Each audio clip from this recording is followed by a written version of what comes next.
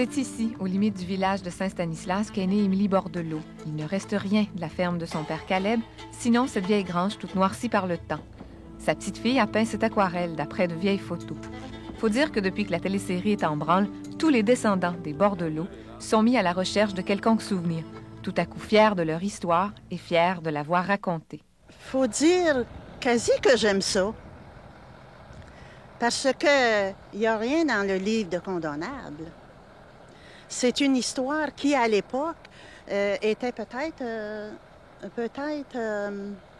comment dirais-je, pas normale, si on veut.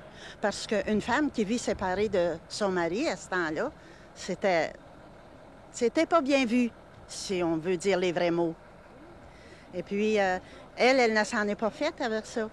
Avec une tête comme ça, c'est pas vrai qu'elle ressemble à la caricature qu'on a faite de nos grands-mères ou de nos aïeuls. Des femmes soumises, des femmes qui font leur devoir le soir dans le lit, des femmes qui peuvent pas dire non. Je dis, on peut pas, avec cette tête-là, avoir été comme ça. Adolescente déjà, elle se sauvait avec sa cousine Berthe et toutes les deux se racontaient leurs secrets cachés ici, au bord de la rivière. C'est aujourd'hui un parc aménagé pour les promeneurs et les pique-niqueurs. Saint-Stanislas ressemble à tous les villages du Québec, avec sa grosse église au beau milieu.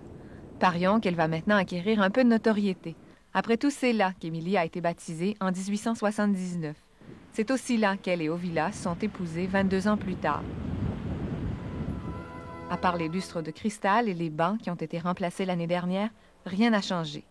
Émilie a été enterrée dans le cimetière du village, avec ses parents, Caleb et Célina. À 16 ans, elle réalise son rêve, change de vie et de village. Elle devient institutrice à Saint-Tite, à une vingtaine de kilomètres de chez elle. Pensez-vous que plus tard, papa, il y en a qui vont se rappeler de moi?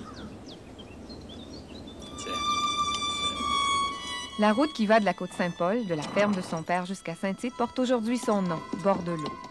Émilie s'installe dans la petite école du Bourdet, l'école numéro 5, plantée au beau milieu du rang, exposée aux 4 vents. L'école est devenue maison. Elle a bien été modifiée et solidifiée depuis le temps, mais c'est vraiment le bâtiment original. Juste à côté, en haut de la colline, c'est la ferme des Pronovo.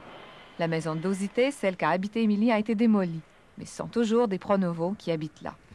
Le tournage des filles de Caleb a donné lieu à toutes sortes de petites querelles de clochers. Les gens de Saint-Stanislas et de Saint-Tite, par exemple, auraient bien voulu que la télésérie soit tournée ici, sur place. Mais vous le voyez, il aurait fallu cacher tous les pylônes et enfouir les fils électriques. Et c'est pour ces raisons que les producteurs ont plutôt choisi de s'installer à Saint-Jean-des-Piles, à quelques kilomètres d'ici. Un peu au nord de Grand-Mère, le long de la Saint-Maurice. Les producteurs ont rebâti ici l'école d'Émilie telle qu'elle était à la fin du siècle dernier. Sa maison, la ferme des Pronovo et celle de Caleb. Le tournage achève, il reste 6 jours. Et déjà, les ouvriers démontent les décors. C'est que la municipalité et le Centre de la culture de Grand-Mère les ont tous achetés. Au moment où on a fait une offre, Québec-Amérique n'avait pas reçu aucune autre offre d'achat ni de Saint-Jean-des-Piles ni de Saint-Tite. Aujourd'hui, ces deux municipalités s'en mordent les doigts, regrettent de n'avoir pas été assez vite et envient Grand-Mère. Sauf qu'elles n'auraient jamais eu l'argent nécessaire. Le village d'Émilie va coûter à Grand-Mère 550 000 $. La région du centre de la Mauricie manque un petit peu d'attrait touristique. On veut développer au cours des prochaines années son potentiel touristique. Puis vous regardez le décor de la région ici, ça mérite à être connu. C'est tout un phénomène, les téléromans et les téléséries, qui donnent maintenant naissance un peu partout dans les régions du Québec à de petites industries touristiques. Dans Charlevoix, il y a la forge de Joseph-Arthur et la maison de Rosanna. De l'autre côté du fleuve, à Trois-Pistoles, il y a celle des Galarno. Et à Kamouraska, le domaine des Cormorans. Ici, il y aura éventuellement tout un pèlerinage à effectuer dans les vies des Pronovo et des Bordelot. Reste à savoir si la magie de la télévision, puisque c'est de cela qu'il s'agit, va opérer ici aussi.